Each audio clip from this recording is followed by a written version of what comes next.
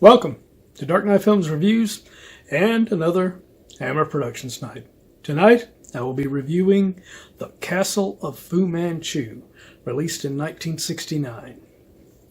Directed by Jess Franco, from a script by Peter Welbeck, starring Christopher Lee, Tsai Chin, Maria Perschy, Richard Greene, Howard Marion-Crawford, Gunther Stoll, and Rosalba Neri.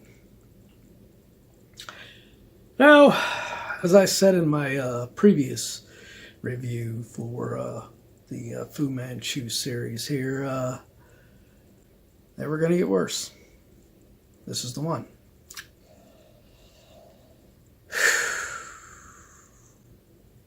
There's hardly anything I can say in defense of this movie, with the exception of Tsai Chin as Lin Tang still is trying her best with the material she is given, as is Howard Marion-Crawford as Dr. Petrie.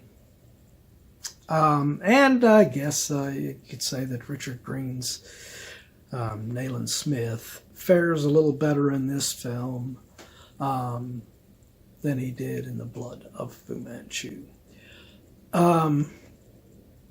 But that's only because he was half dead throughout The Blood of Fu Manchu, and in this he actually gets to do a little bit more. But what he gets to do, who gives a damn? This movie is horrible. And Christopher Lee is basically just collecting a paycheck, similar to what he did in Blood of Fu Manchu. But this one, I think it's even worse. I think his performance is just bland. It's just like, it's apparent that he's just collecting a paycheck for this one. Jess Franco's direction in this is horrid. I mean, he literally shows scenes from Brides of Fu Manchu, which, as I've said, is my favorite in this series and is the most superior one out of these 5 films. So showing clips from one of the strongest entries, in my opinion, and then following it with the shit that Jess Franco directs in this, it's a travesty. It just shows you how much better those other movies were when you show the contrast between that film and this piece of shit. So I'm not even going to say much about this one. But I'm going to use this time, instead of doing a review here for this, I'm going to use this time for a retrospective on this series and what it could have been. Harry Alan Towers, who wrote all of these under the pseudonym of Peter Welbeck and produced them, it's apparent in at least the first 3 films with The Face of Fu Manchu, The Brides of Fu Manchu, and The Vengeance of Fu Manchu, that he was a fan of the Sax Rohmer character. And it's just, he had no idea of how to bring these stories to life on the screen, to actually make them live up to what Sax Rohmer wrote in those novels. Not one of the films, even my favorite, Brides of Fu Manchu, could have been done better had he put more time into it and put more that you saw in those novels by Sax Rohmer, instead of just making some of the goofy shit that he put in here in those films. None of the films, in my opinion, are absolutely perfect. Not even Face, which a lot of people say Face is the best. To me, Brides is the best, but to me it's still not the perfect in this series. And Vengeance is fine. It was never as bad of a step down as what The Blood of Fu Manchu and this travesty of a film, The Castle of Fu Manchu, is.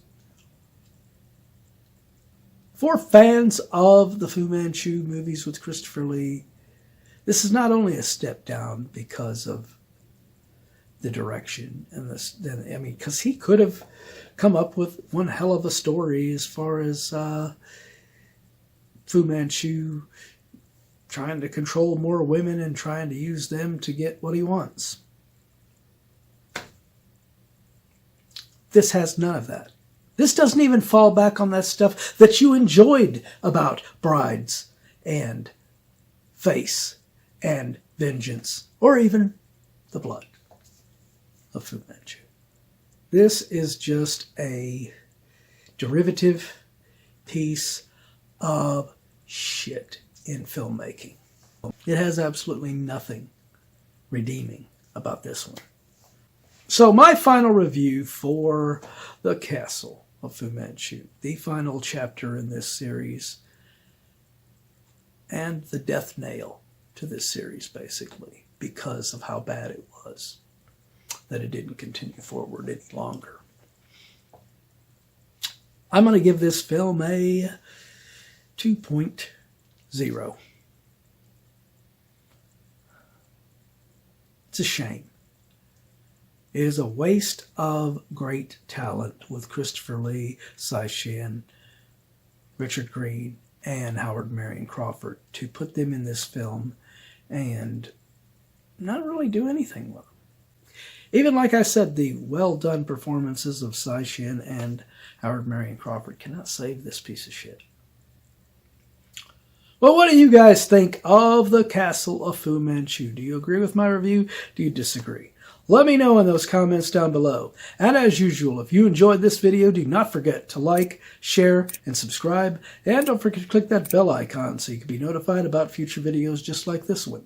And while you're by the subscribe button, click that join button and become a Dark Knight fan. As a Dark Knight Fan Plus member, you have access to an area on the channel right now where you can request a movie, TV series, or ranking video of your choosing. And when that video goes up, it will go up for all Plus members to view on the channel prior to it going up on the schedule for all other subscribers. So, if you want to get interactive and help us to get even more movies on this channel that you want to see reviewed, become a Plus member. Well, that's it for another Hammer Productions night. If you missed last week's Hammer Productions night, check out the link up here to get caught up on that one. Or if you missed any of the other Hammer Productions night, be sure and check out the playlist right here to get caught up on any of them that you have missed.